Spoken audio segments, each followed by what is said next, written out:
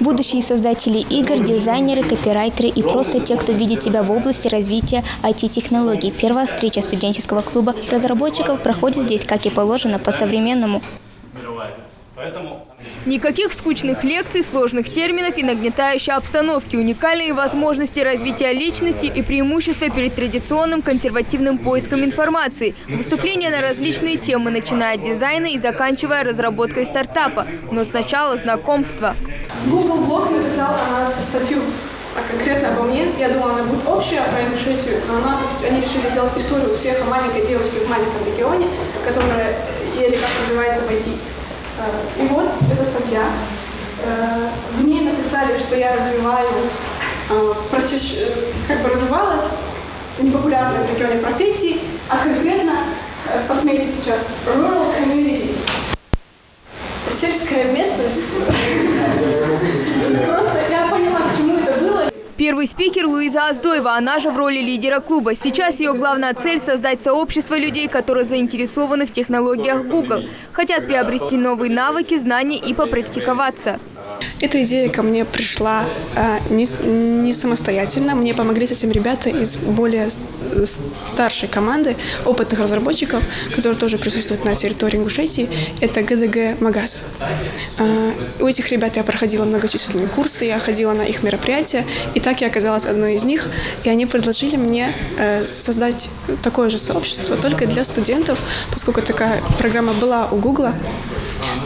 И вот я здесь. Я подала заявку, и меня успешно приняли, я прошла интервью. Я надеюсь, таких встреч будет много еще впереди. И я надеюсь, это принесет большую пользу как мне, так и другим. Программа DSK – часть глобальной программы Google. Митапы, воркшопы, проектные команды с задачами локальных IT-компаний. Сегодня студенческие клубы разработчиков – это более 700 сообществ в университетах по всему миру, готовые постоянно развиваться и делиться опытом. Мы берем на себя ответственность за то, чтобы помочь студентам учиться, и даем им возможность решать реальные проблемы вокруг них. Благодаря этому опыту они закрепляют теорию практикой у студентов, но и оставляют после себя значимый вклад. Присоединяйтесь к нам в создании глобального сообщества для студентов.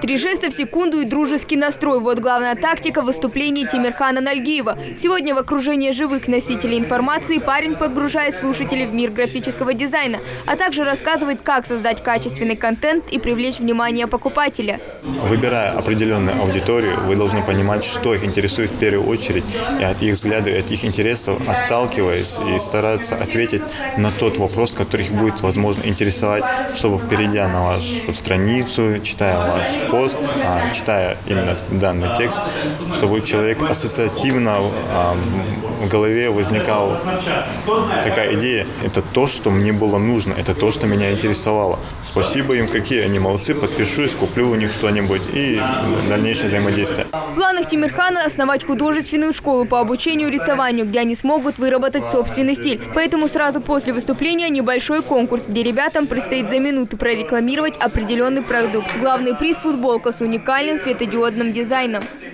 Как часто вы, опаздывая, спрашиваете время у прохожих, несите время на своем запястье? Красиво. Да, за то, что пацаны победили.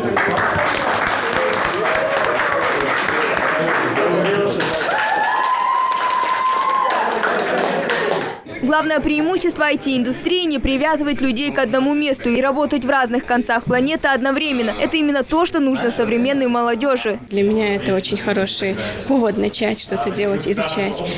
Конкурс, в котором я участвовала, он мне понравился, хотя требовал от меня креативности, которой я в себе не вижу. Но странным образом я победила. Мы победили с подругой.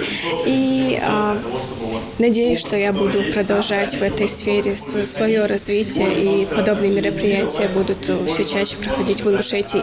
Стажировка в бизнес-секторе США и более 250 публичных выступлений в разных странах мира. Своим опытом поделился и Мухаммад Алиев. Здесь он в качестве специально приглашенного гостя вместе с другими специалистами Центра IT-подготовки Expo-Vision. Парень рассказал про первые шаги в стартап-индустрии и типичные ошибки, которые допускают стартаперы. Для того, чтобы делать стартапы, не нужно сверх каких-то знаний. То есть мы не развиваем IT, и когда я начинал понимать, почему люди не идут в IT, я всегда слушаю один ответ. А он откуда там? У меня нет знаний, чтобы туда идти, это что-то сложное, там, что, короче, какой IT вообще на Северном Кавказе, там, в Чечне, там, или еще где-то там. Постоянно ты это слышишь. Конечно, если ты не будешь идти в эту сферу и пытаться что-то делать, у тебя никогда ничего не получится. Там, само по себе это ничего не случится. Поэтому любая идея, которая к вам идет, постарайтесь ее реализовать. Ингушетия только начинает свое развитие в сфере IT. Начинающие специалисты, или как их еще называют айтишники, влияют на жизнь республики уже здесь и сейчас, подавая конкретные идеи и полезные для общества инициативы. Казалось бы, вот он предел совершенства, и лучше уже быть не может. Однако специалисты в области IT-технологий считают совсем иначе. Впереди у нас множество перемен, и самыми главными новаторами в этом деле станут сегодняшние ребята. Хава Гагиева, Хамзат Холухоев, Новости 24.